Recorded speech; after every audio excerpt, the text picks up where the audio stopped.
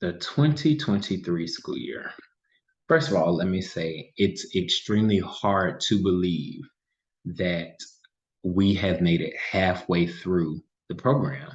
It seems like just yesterday we were completing our scavenger hunt on NC State's campus, and here we are now halfway through the program, preparing to go into our internships and our residencies and be the awesome and amazing leaders that we have been cultivated to be throughout this past year.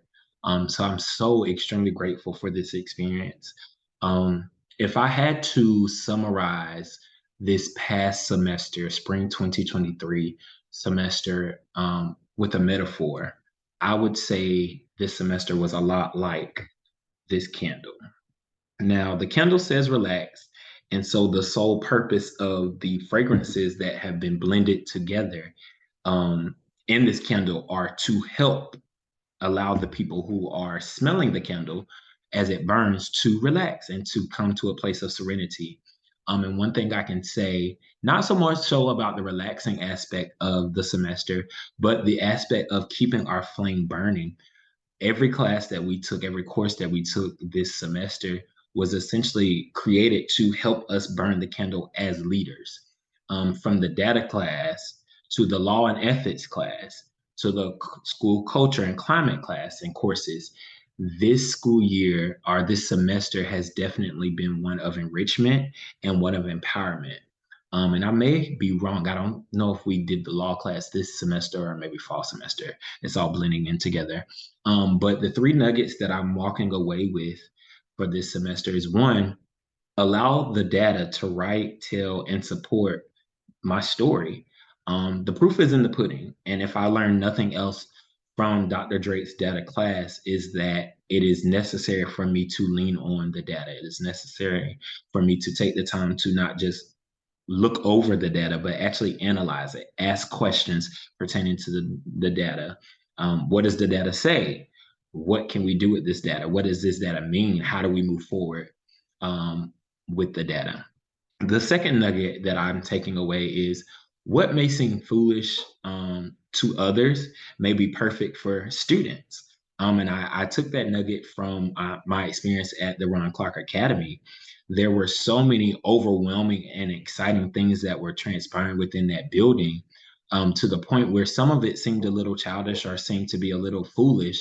However, those mechanics and those small aspects of the operations of that school are what allow it to be nationally recognized, or what allows it to be the great institution that we have come to learn it to be. I mean, that we were able to experience for ourselves this past January.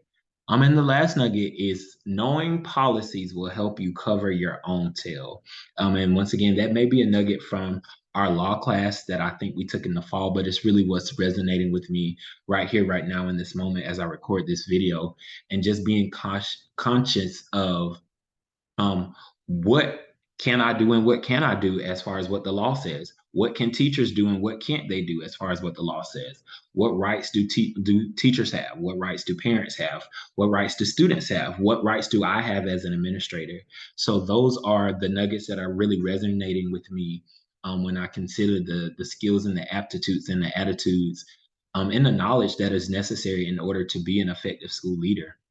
The two questions that I'm entering in our residency with are one, what experiences do I have to offer Douglas Byrd? So, in my 6 years in education, what have I experienced? What have I learned? What have I gained? What have I accomplished that essentially will help me be effective in my residency?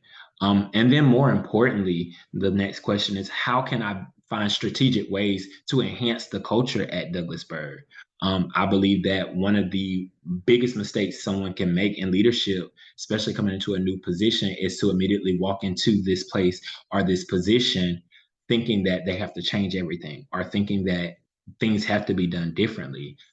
When in fact, there are things that are already allowing the machine to work properly, and that some things don't necessarily need to be changed.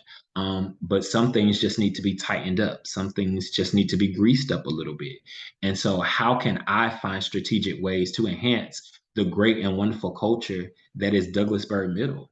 That's Hawks territory all day long. And so, who do I have to be in order to be effective on this level?